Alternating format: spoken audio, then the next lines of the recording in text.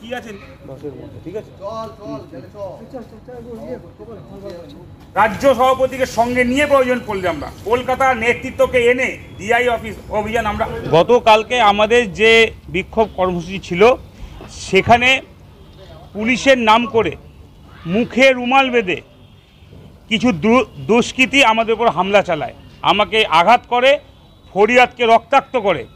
পুলিশের উচ্চ পদস্থ অফিসারদের সামনে কিভাবে 2-4টে দুষ্কৃতী এসে আমাদের উপর এই হামলা চালালো, তারা কারা, তাদেরকে চিহ্নিত করে ইমিডিয়েট যদি বর্ধমান থানার আইসি স্টেপ না নেন তাহলে আমরা কিন্তু এসপির কাছে যেতে বাধ্য হব। আমাদের প্রশ্ন, পুলিশ যদি সেখানে আমাদের ওপর আসতো, কেস দিত, যা করতাম আমি মেনে নিতাম, কিন্তু ওই মুখে গামছা বেঁধে রুমাল বেঁধে তারা কারা আমরা সন্দেহ প্রকাশ করছি। গতকালকে তৃণমূল কংগ্রেসের একটি সভা ছিল, এখানে মিছিল ছিল, হয়তো পুলিশ সেখান থেকে ওই দুষ্কৃতীদেরকে এনে আমাদেরকে ইন্টেনশনালি ফিজিক্যালি অ্যাসল্ট করলো, এটা আমরা আশঙ্কা প্রকাশ করছি।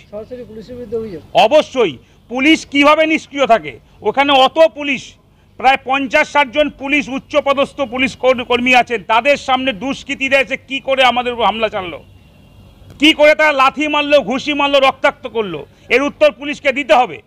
তারা কারা মুখে রুমাল বেঁধে কারা এসে আমাদের উপর হামলা চালালো তাকে চিহ্নিত করে আমাদেরকে তার জবাব দিতে হবে, তাদেরকে উপযুক্ত শাস্তি দিতে হবে।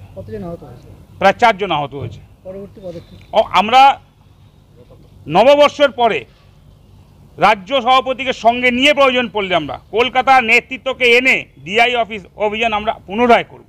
হ্যাঁ, আমি আজকে বর্ধমান থানার আইসিকে ইমেলের মাধ্যমে পরিষ্কার ছবি দিয়ে কমপ্লেন করেছি যে মুখে রুমাল বাঁধা যারা এই দুষ্কৃতীরা আমাদের উপর হামলা করলো তাদেরকে চিহ্নিত করে ইমিডিয়েট শাস্তির ব্যবস্থা করতে হবে।